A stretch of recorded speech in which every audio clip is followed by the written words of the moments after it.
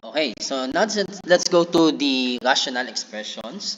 Okay, basically, rational expressions are algebraic expressions being expressed as the quotient of two polynomial expressions. So, kumbaga parang naka-fraction lang siya. Then, of course, polynomials, both denominators and numerators. So, what we are going to do to simplify these rational expressions is we can apply the properties of fractions such as the least common denominator and some factoring techniques when it comes to simplifying these expressions. So now let's have some examples. So what we're going to do is to reduce this following rational expression into its simplest form. No? So let's have this item number 1. Isulat ko lang, no? Ayan.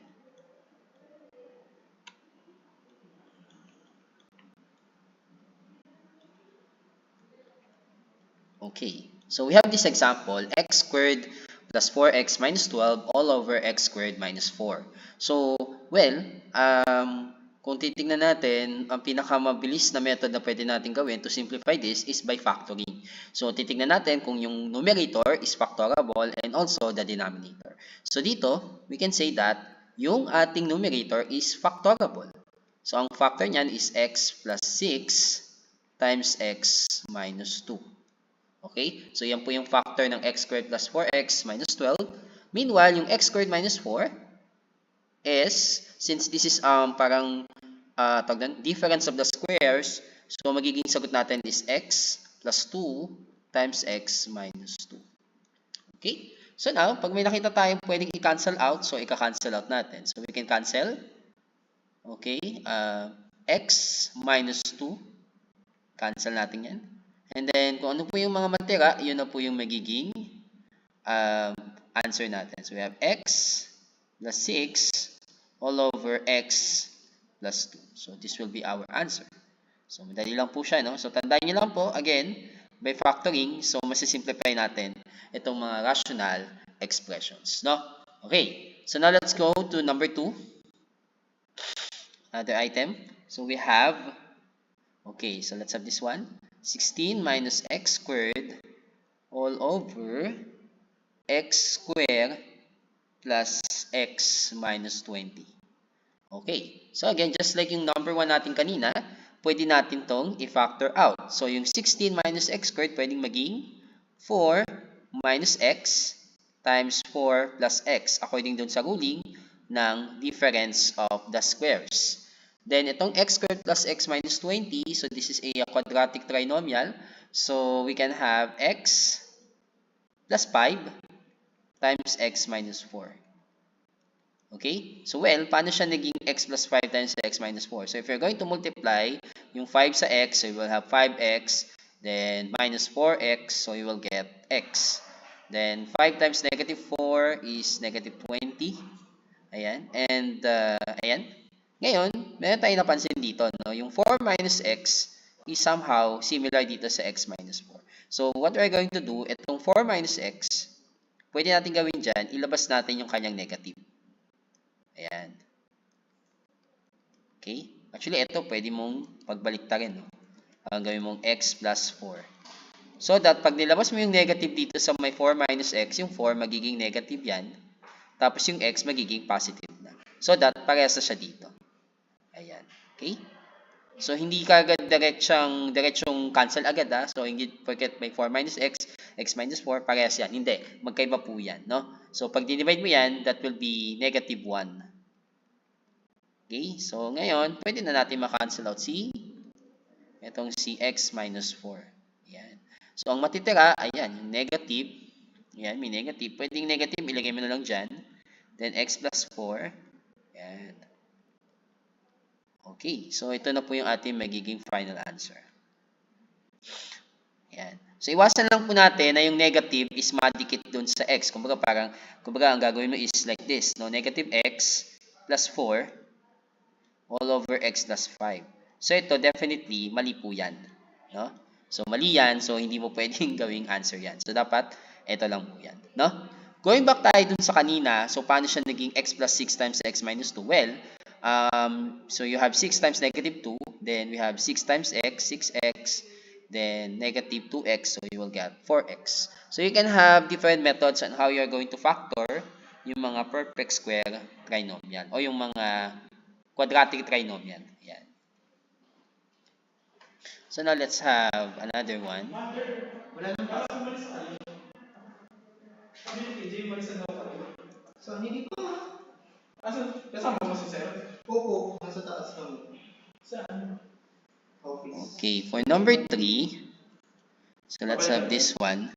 Baka hindi mo. Okay, so we have x plus 2 all over, pala yan. Okay, x all over x plus 2 plus 8 all over x square plus 8x plus 12. Ayan, lagyan natin yan. Okay, so ngayon, ang gagawin naman natin dito, sorry. Okay, yan. Sige, so ngayon, ang gagawin natin, so, ano ba pwede nang gawin? Okay, let's examine itong x square plus 8x plus 12. No? So, kung mapapansin natin, tignan natin, baka factorable siya. So, x squared plus 8x plus 12. So, 12. So, you can have 6 and 2. 6 plus 2 is 8. So, okay. So, you have x plus 6 times x plus 2. Okay. Ngayon, gagamitin natin yung concept ng LCD. Okay.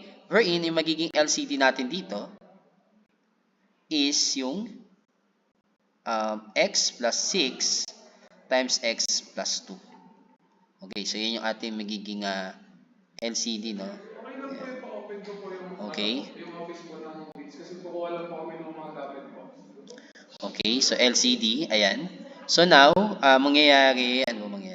So ito, lalagyan natin to ng x plus 6. So bali itong numerator at saka denominator, dito sa may x all over x plus 2, i-multiply natin, parehas yan sa x plus 6. Yan. Okay. So yan. Then ito, just copy lang yung isa. Okay. At dahil parehas na po sila ng denominator, so pwede na po natin pagsamahin yung kanilang numerator. So all you have to do, dahil parehas po sila ng denominator, just copy the denominator. Then ito, you have x times x plus 6, then plus 8. Ayan. Okay, now we can now evaluate yung numerator. So yung x times x plus 6, you will get x squared plus 6x. Then, of course, may kasamang plus 8 yan. Yung nasa labas. No? Ngayon, let's examine this one. No? Tignan natin, baka factorable tong numerator natin. So yung x squared plus 6x plus 8. So 8, ano bang mga factors ng 8? So 4 and 2. So 4 plus 2 is 6. So, meron tayong factor niyan. X plus 4 times x plus 2. Then all over, ayan, x plus 2. Ayan. And as we can see naman, okay, pwede nating i-cancel out yung, ayan, ano yung pwede nating i-cancel out? Okay, pwede natin i-cancel out tong si x plus 2. Ayan, cancel ka na. Okay, then we can have this one. So, ang magiging final answer natin ay x plus 4 all over x plus 6. So, yan po, no? Ayan. So, yan na yung ating magiging final answer for this problem, no? Ayan, 6 po yan, no? Ayusin lang natin.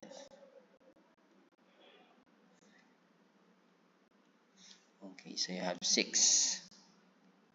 Ayan. Okay, now let's go to another item. Okay, so let's have this one. Okay, so we have,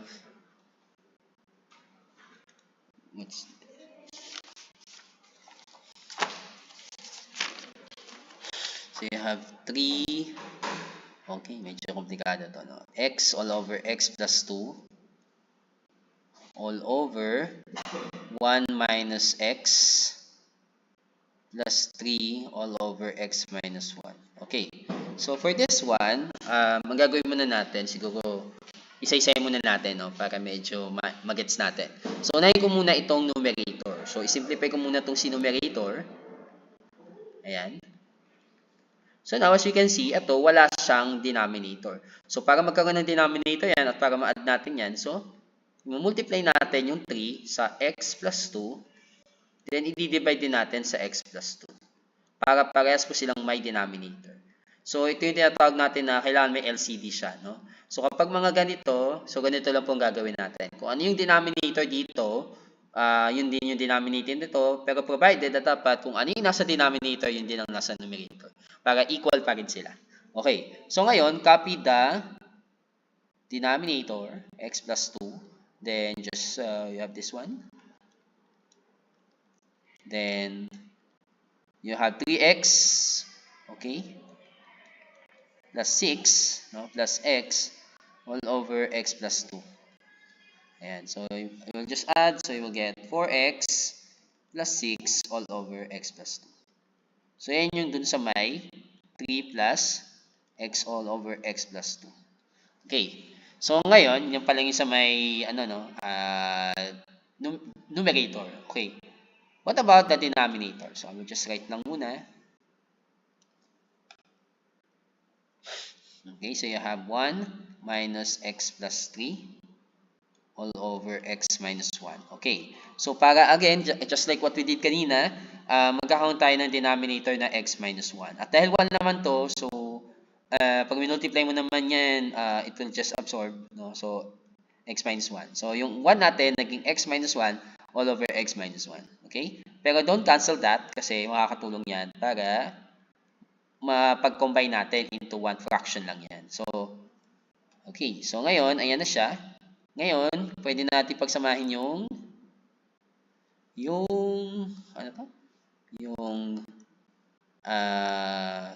dalawang fraction na to. So, you have denominator x minus 1, then x minus 1 minus, lagyan lang natin ng parentheses.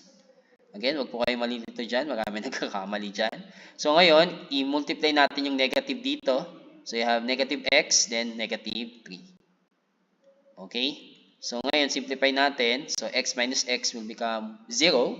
Negative 1 minus 3 is negative 4. Yan. Okay. So, yan yung equivalent ng yan. Okay. So, ngayon, going back dun sa ating given kanina. Again, susulat ko ulit yung given natin. Teka lang, mali pala yung nailagay ko. X minus 1.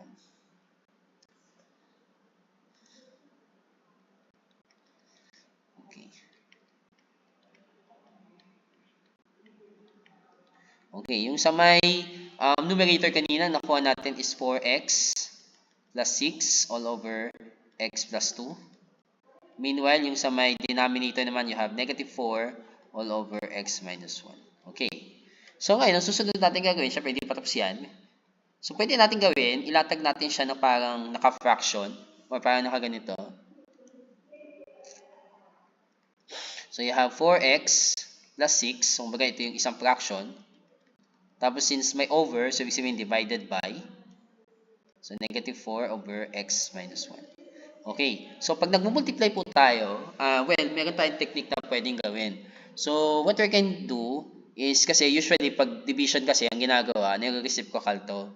Okay, then proceed to multiplication. So para mabilis lang tayo, yung ito, 4x plus 6, i-multiply mo sa ayan, sa x minus 1. Then yan yung magiging numerator. Then, x plus 2, i-multiply mo sa negative 4, yan naman yung magiging denominator. Okay? So, therefore, we can write this as 4x plus 6. Okay. 4x plus 6. Then, yung nakamultiply sa x minus 1. Tapos, all over, negative 4 times x plus 2. Okay. Nandito na tayo, no? Ayan. Ngayon, ito, siguro pwede nating i-factor out dito yung 2. No? Diba? Parang common factor.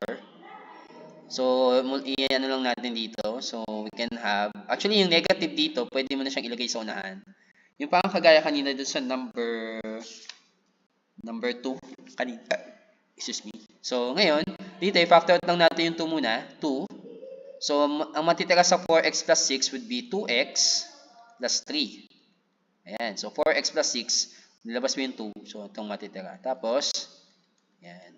Tapos dito naman, you have 4.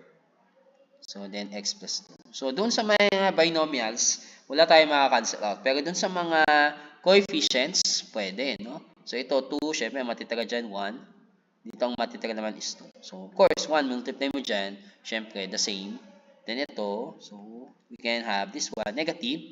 So, ito, i-multiply na lang natin, no? So, of course, syempre, dapat alam na natin pag-multiply. So, you have 2x squared plus 3x minus 2x minus 3.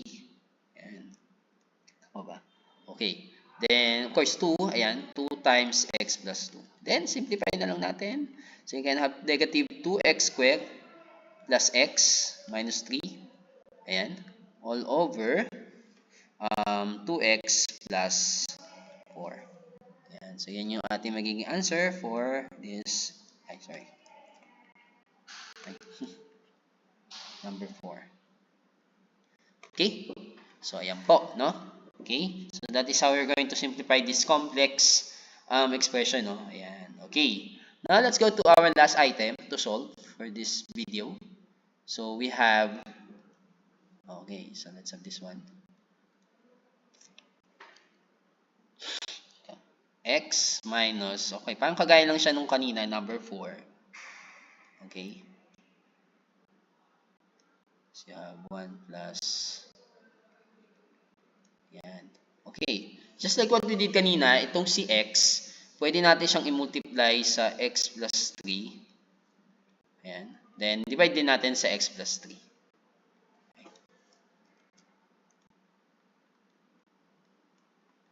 Ayan. So, ayan yung sa ating numerator, no? Okay. So, actually, pwede nyo gawin yung technique yung kaninang ginawa natin na inisa-isa nyo muna. Pero ako, didiretso na lang ako dito. Yung 1, since meron siyang katabing 2 over x, so para magkaroon to ng denominator na x, so you can have over x. Pero syempre, ang numerator niya ay x pa rin. So, x over x para equal pa rin sa 1.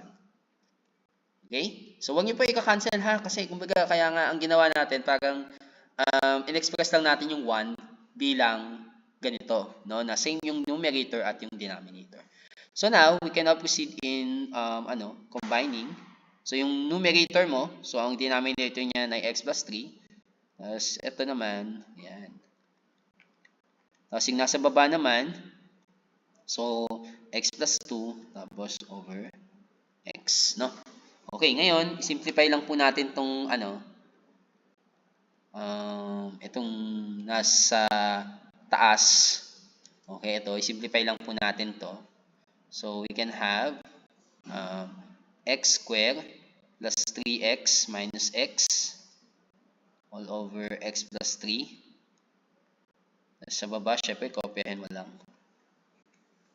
And tapos, syempre, ito, and 3x minus x, of course, that will become 2x, no? Ngayon, medyo may nakikita tayong, parang, pwedeng ma-cancel out, no? Ayan. So, dito, pwede natin gawin, i-gawin natin siyang parang fraction. So, ganito siya. Ayan. Tapos, divided by x plus 2 all over x. Okay, ngayon, ito, pwede mo i-factor out, no? So, you can have x times x plus 2, no? Ayan. Tapos, ang gagawin natin, no? Itong naka-divide, no? Or itong si isang fraction, proceed tayo sa multiplication, then reciprocal niya lang. Okay? So that, pwede na natin makancel si x plus 2. Ayan.